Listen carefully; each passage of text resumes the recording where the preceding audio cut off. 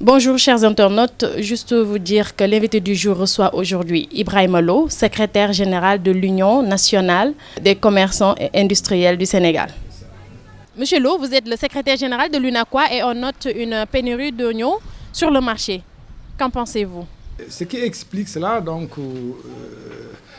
c'est que toujours pendant le mois de janvier, on arrête les importations au mois de février pour permettre l'écoulement de l'oignon local jusqu'au mois de août. À partir du mois de août, maintenant, on autorise l'importation pour satisfaire les besoins sénégalais en oignon en dehors de la production locale. Ce qui fait que les commerçants et les producteurs se concertaient pour voir le temps où l'oignon n'existe pas sur le marché. Et ce temps-là, maintenant, on le comble par des importations. Bon, cette fois-ci, le ministère du Commerce a commis des grosses erreurs, peut-être certainement trompé par les résultats qu'ils ont obtenus sur le marché, comme quoi que à partir du mois de février, il y aura suffisamment d'oignons sur le marché pour satisfaire les besoins des Sénégalais. Alors que ces calculs ont été, ne sont pas exacts en quelque sorte. Ce qui a fait que ils sont arrêtés par erreur les stocks de l'oignon qui étaient au port, ils sont refusés de les sortir. C'est ça qui a conduit à cette pénurie d'oignons. Donc, ils pensaient que les producteurs locaux pouvaient satisfaire...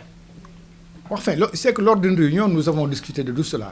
Nous nous avons dit que l'oignon local n'est pas encore disponible sur le marché. Il y a ARM, Agence de régulation des marchés, donc nous avons tenu une réunion avec eux. Donc ils nous ont confirmé qu'il y aura bel et bien de l'oignon dans la deuxième quinzaine du mois de février et suffisamment d'oignons sur le marché. Et c'est cet oignon-là? Et cet oignon, jusqu'à présent, n'existe pas sur le marché. Ce qui a fait que il y a pénurie. Alors que pourtant, au moment où il y a pénurie, nous avions 7160 tonnes au port de Dakar. Ils les ont bloqués au moment où l'oignon coûtait 11 000 francs le sac. Mais non, la population sénégalaise a besoin de combien de tonnes d'oignons par mois?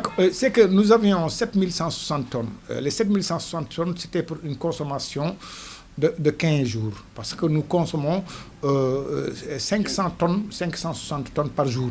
Ce qui fait que les 17 000 tonnes d'oignons qui étaient au port de Dakar représentaient une consommation de 20 jours. On les a demandé de sortir ça parce que d'ici 20 jours, il n'y aura pas d'oignon local sur le marché. Ils ne nous ont pas suivis, donc ils sont refusés, ils ont fait sortir 4 000 tonnes.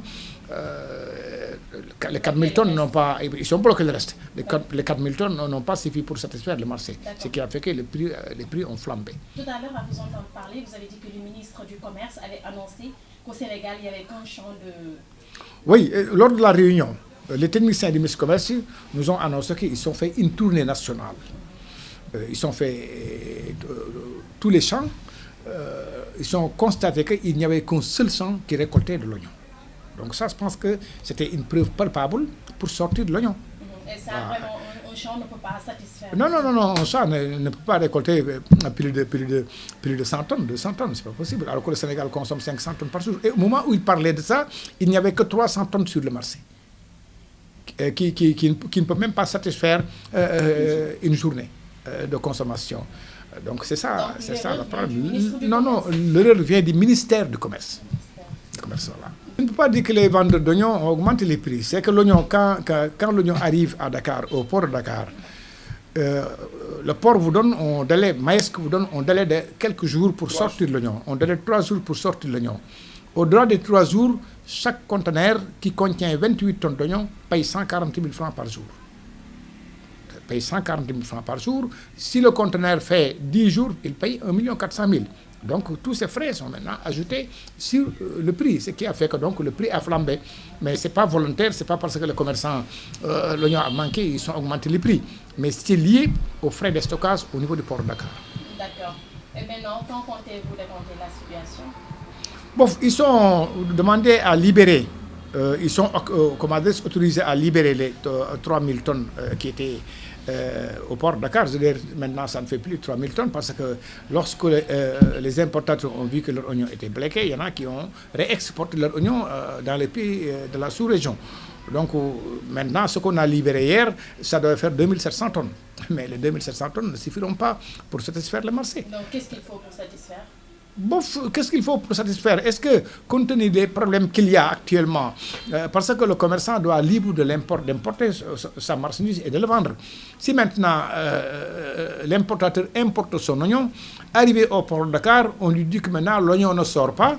Hein, tant que l'oignon local n'est pas consommé totalement, ça pose problème. Est-ce que les commerçants vont accepter d'importer avec les problèmes qu'il y a actuellement, les contraintes qu'il y a sur la sortie de l'oignon au niveau du port de Dakar? Le gouvernement a bloqué l'importation, c'était juste pour permettre aux producteurs locaux d'écouler leurs produits. Oui, c'est ça. C'est que nous, ça c'est une entente entre importateurs et producteurs. C'est une entente. C'est que nous sommes dans un pays libre où l'importation est libre. Si même le ministère du Commerce utilise le DEPA, qui est une simple déclaration de sortie des produits alimentaires, pour attester que les produits sont aptes pour être consommés. Mais ce n'est pas une autorisation. Donc l'importation est libre. C'est une entente entre l'État, entre les producteurs et les importateurs. Donc l'État n'a pas à interdire la rentrée de l'oignon ou autre chose que ce soit sur le territoire national. Mais c'était une entente entre les commerçants. Mais l'État en a abusé parce qu'il a voulu maintenant utiliser le DIPA, qui est une simple déclaration, comme une autorisation d'importer ou de faire entrer de l'oignon à l'intérieur du pays. Il restait juste 2700 tonnes, ils l'ont libéré hier. Est-ce que les 2700 tonnes vont suffire pour satisfaire le besoin en oignon du Sénégal qui fait 500 tonnes par jour? Je ne le pense pas. Est-ce que les prix vont diminuer? Je ne le pense pas. Bon, lors de la réunion d'hier, ce sont les techniciens du ministère du Commerce eux-mêmes qui ont avoué qu'il y a beaucoup de régions qui n'ont pas d'oignon. Par exemple, quand tu prends par exemple la région de Fatick, ils ont dit qu'il n'y a pas d'oignon dans la région de Fatick. Il n'y a pas d'oignon à Kolda, il n'y a pas d'oignon à Sédhiou. Et même les régions qui ont de l'oignon, on parle en termes de sacs. Dans telle région, il y a 10 sacs d'oignon. Dans telle région, il y a 1 tonne d'oignon. Ça ne suffit pas. Ça ne représente pas grand-chose. Non, je pense que l'appel que je lance est qu'il y ait un dialogue permanent entre le ministère du Commerce et les opérateurs économiques. Qu'ils sachent que nous n'avons pas intérêt à inonder les marchés pour concurrencer la production locale. Mais nous, en tant qu'acteurs, en tant qu'experts en la matière, quand on leur parle, ils doivent nous écouter. Ils doivent nous écouter, mais ils ne doivent pas, vraiment, dans un petit bureau, prendre des mesures qui freinent l'économie du pays, et qui empêchent les importateurs d'exercer librement leur métier, mais aussi encore qui pénalisent les consommateurs actuellement. Ce n'est pas normal. Le consommateur achète son kilo d'oignon à 700 francs quand il le trouve sur le marché. Et là, c'est bon, c'est pas bon. Au moment où les pays de la sous-région vendent leur oignon à 350, 400 francs. C'est ça le problème. Je pense que ce que nous demandons, qu'il y ait une concertation permanente entre le ministère du Commerce et les opérateurs, et qu'ils nous écoutent et qu'ils sachent que nous sommes les experts en la matière. Chers internautes, juste vous dire que l'invité du jour reçoit aujourd'hui Ibrahima Lo, secrétaire général de l'Union nationale des commerçants et industriels du Sénégal.